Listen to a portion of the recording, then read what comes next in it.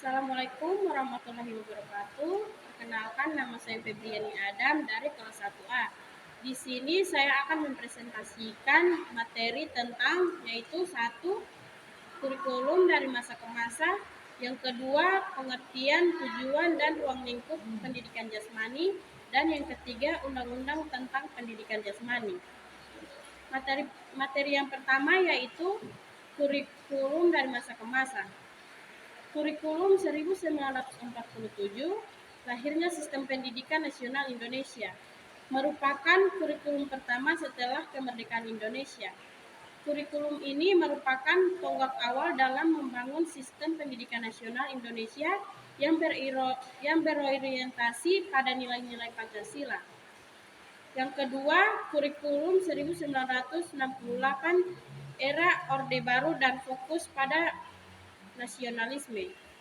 Kurikulum ini menekankan pada aspek nasionalisme, kedisiplinan, dan penguasaan ilmu pengetahuan dan teknologi. Yang ketiga, kurikulum 1984 menjelajahi kurikulum berbasis kompetensi, merupakan kurikulum pertama yang menerapkan konsep berbasis kompetensi.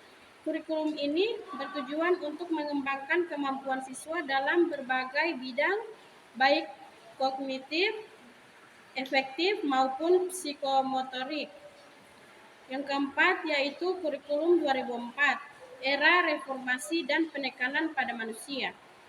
Kurikulum ini menekankan pada aspek kemanusiaan, demokrasi, dan hak asasi manusia. Dan yang terakhir yaitu kurikulum merdeka, menuju pendidikan yang berpusat pada siswa. Kurikulum ini menekankan pada aspek kemanusiaan. Kurikulum ini adalah kurikulum terbaru yang diterapkan di Indonesia. Kurikulum ini berfokus pada pengembangan karakter siswa, kreativitas, dan kemampuan berpikir kritis.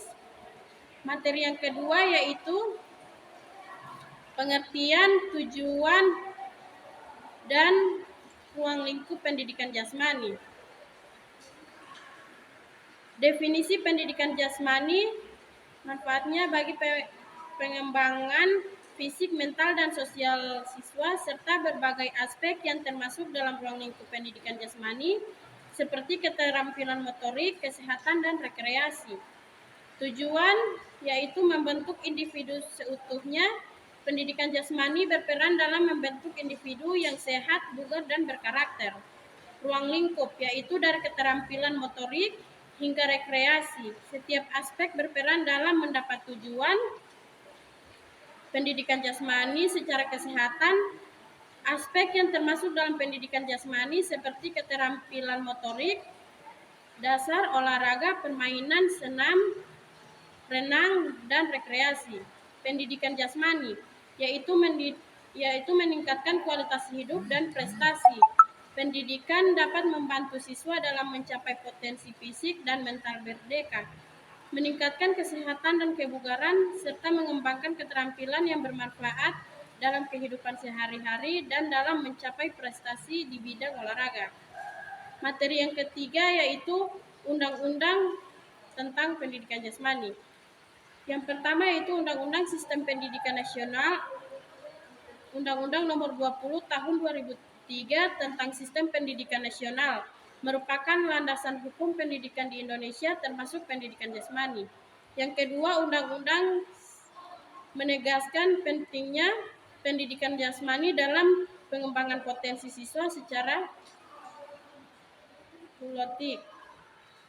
Yang terakhir yaitu kurikulum merdeka yang diluncurkan pada tahun 2022, memberikan fleksibilitas bagi sekolah dalam pengembangan kurikulum pendidikan jasmani dengan tetap memperhatikan standar nasional.